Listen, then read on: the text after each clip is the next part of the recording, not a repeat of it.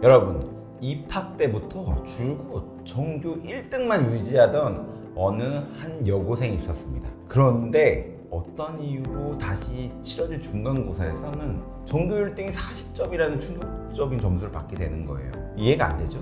그리고 이 여고생은 학교에서 퇴학을 당했고 이제는 모든 언론이 다 주목하고 전과가 남을지도 모르는 위기에 처해 있는 상황입니다.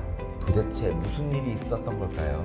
지금 남성진 변호사님이 말씀드린 이야기는 실제로 최근에 경북 안동에서 일어난 사건인데요. 자녀의 과거 담임교사와 함께 고등학교 행정실에 침입해서 시험지를 훔쳐다가 사서경비 시스템이 작동되면서 이 사실이 적발되었고 미성년자인 딸을 제외하고 이 사건에 가담한 자녀의 학부모와 전 담임교사 그리고 이들의 범행을 도와준 행정실장까지 전부 구속 송치되었습니다. 저희 로맨즈 유튜브 채널을 몇 번 보셨으면 여러분은 잘 아실 거예요. 구속으로 송치되었다는 거는 정말 죄질이 결코 가볍지 않다는 겁니다. 원칙적으로 피고인과 피의자는 불구속 수사가 원칙이거든요. 이번 영상에서는 이 사건에 가담한 어른들은 어떤 처벌을 얼마나 받게 되고 그리고 고3인 학생에게는 어떤 처분과 불이익이 내려지게 될지 저희 법적인 시선에서 한번 보겠습니다.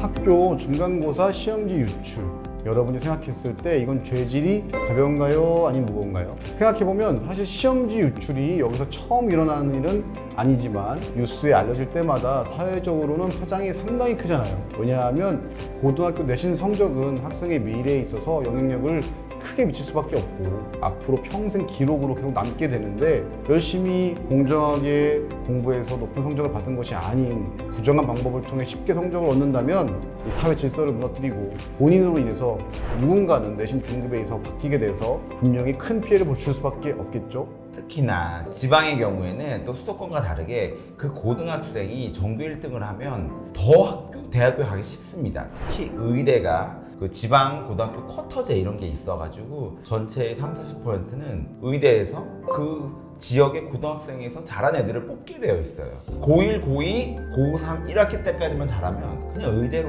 가는 겁니다. 근데 그로 인해서 누구는 또 떨어지고 누구는 합격하고 이런 일이 일어나니까 결국 누군가에게는 엄청 불이익이 되는 거겠죠. 이 얘기를 들으면 또 여러분이 기억나는 사건이 있죠. 숙명여고 쌍둥이 사건. 이거는 진짜 너무 황당한 거죠. 왜냐면 아버지가 교무부장이었던 자기네 학교에서 시험지에 유출돼서 쌍둥이 딸이 각각 문과, 이과, 내신 정적 전교 1등 너무 대놓고 이렇게 1등을 차지해서 문제가 되었던 건데 결국 아버지인 교무부장은 대법원까지 가서 징역 3년의 실형을 선고받았고 쌍둥이 딸들도 범행 사실을 부인하면서 미성년자였음에도 불구하고 보호 처분이 아닌 형사재판으로 넘겨서 징역 1년에 집행유예 3년을 선고받았습니다. 심지어 당연히 퇴학 처분 당했고요. 이런 사안은 사회적으로 파장이 상당히 크기 때문에 결코 죄질이 가벼울 수가 없고 이번 사건 역시 가담자 모두 엄벌에 처해질 것으로 보입니다. 경찰에서 검찰로 어떤 죄목을 적용해 송치가 됐는지 제가 정리를 해드릴게요. 학부모와 전 담임교사는 특수절도 및 야간 주거침입 절도, 뇌물공여 등의 혐의, 그리고 이들을 도와준 행정실장은 야간 주거침입 방조, 폭력행위 등 처벌에 관한 법률상 공동건조물 침입 방조, 유교에 의한 업무방해죄 방조, 증거인멸 혐의, 그리고 학생의 경우에는 위계에 의한 업무방해죄 혐의가 적용되었다고 합니다. 우선 학생은 제가 알기로 몰랐다. 그냥 부모님이 한번 풀어보라고 해서 풀었는데 그 후에 시험 문제가 똑같이 나와서 놀라기는 했다. 뭐 이런 식으로 진술한 거를 알고 있어요. 그러니까 고의성을 입증하는 게 이제 수사기관의 핵심 쟁점이겠죠. 이 죄목 라인업이 상당히 많죠. 특히 죄목 앞에 특수, 잘은 모르시겠지만 특수가 붙고 증거인멸, 업무방해. 물론 경찰에서 검찰 송치할 때, 경찰에서 법원에 기소하는 과정에서 죄목이 이게 늘어나거나 합쳐지고 또 바꿀 수도 있고 여러 가지 작용이 일어나서 최종적으로 판결이 나는 건데요. 우선은 이 혐의들을 다 적용해서 기소를 할지에 대해서는 검찰 측의 판단이 필요합니다. 또한 이 법조문에 적혀있는 각각의 죄목에 대한 형량 그리고 각각의 죄목에 대한 양형 기준을 다 살펴보고 어떤 징역형이 나올지 또 집행유예 실현 가능성이 판단하겠지만 어른들의 경우에는 아까 말씀 숙명여고 사건처럼 실현 가능성이 굉장히 큽니다. 그리고 합의할 사람이 없어요. 뇌물공여, 위계에 의한 공무집행방해 다 사회적 법익을 침해하는 거기 때문에 폭행이나 명예훼손처럼 피해자가 개인이 아니기 때문에 합의가 어렵습니다. 엄벌이 나올 가능성이 커요. 제가 소년법 전문이라서 좀 더 부가 설명을 해드리자면 자녀인 고3 여고생에게 적용된 위계에 의한 업무방해 혐의는 성인을 기준으로 보면 5년 이하 징역 또는 1,500만 원 이하의 벌금입니다. 보통 미성년자의 경우에는 형사사건 입건이 되면 보호처분을 받는 경우가 되게 많아요. 그런데 이렇게 위계에 의한 업무방해 같은 것은 소년재판이 아니라 정시 형사재판이 열릴 수도 있어요.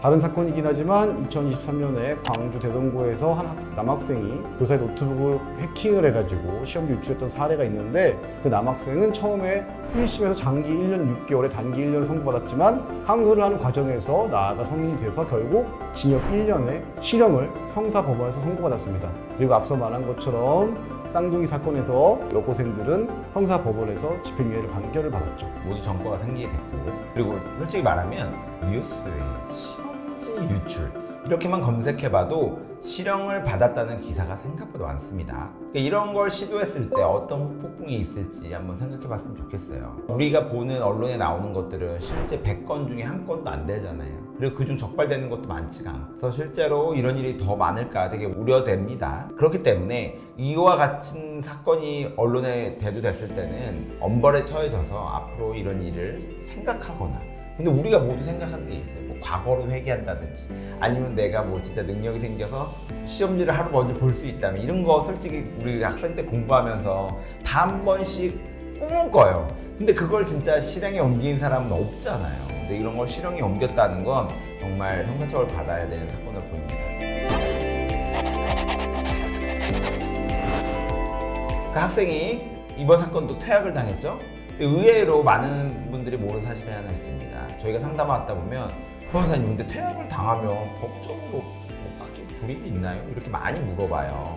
근데 퇴학 처분 받았을 경우 과연 법적으로 불이익이 있을까요? 사실 퇴학당한 것만으로는 법적으로 보면은 불이익은 없습니다. 대신에 사회적 그리고 도덕적인 불이익이 학생의 인생에 있어서 평생 따라오게 되죠. 퇴학을 당하면 다른 학교에 재입학하는 게 거의 불가능하게 되고, 대학 입시는 물론 취업에 있어서도 뭐 기업이 고등학교 생활기록부까지 요구하는 경우에는 사실상 입사가 어려워지겠죠. 학교폭력 가해자로 연루돼서 받는 처분 1호부터 9호까지 있는데 여기서 제일 윗단계에 있는 9호가 바로 퇴학입니다. 그만큼 학교도 학생의 미래를 위해서 퇴학 처분을 쉽게 내리지 않아요. 그런데 퇴학을 받았다? 사회적으로 장래의 미래에 관련돼서 많이 문제가 될 수 있죠. 이미 학생은 학교로부터 3년간의 모든 성적이 0점 처리가 되고 퇴학 처분을 현재 받은 상황입니다. 그리고 시험지를 직접 풀었을 때 40점이 나왔다고 해요. 따라서 차라리 처음부터 이런 일을 하지 않고 그냥 본인의 성적을 만족하진 않겠지만 더 열심히 공부를 하고 더 좋은 대학을 가려고 노력했다면 80점도 나올 수도 있고 90점도 나올 수 있었겠죠. 그리고 지금 그 학교의 학부모들은 보통 상위권, 초상위권 한두 명, 세 명이 서울대를 가고 이과 또 초상위권이 의대를 간단 말이에요. 근데 정규일동 TO가 결국 0점 처리가 되면서 그 학교의 서울대 TO나 의대 TO는 날아간 겁니다. 다른 학부모들은 난리가 났다고 하더라고요. 우리 애가 그럼 2등이었는데 1등 올라가야 되는 거 아니냐. 근데 이 애들 0점 처리한다고 결국 1등 올라가지 않거든요.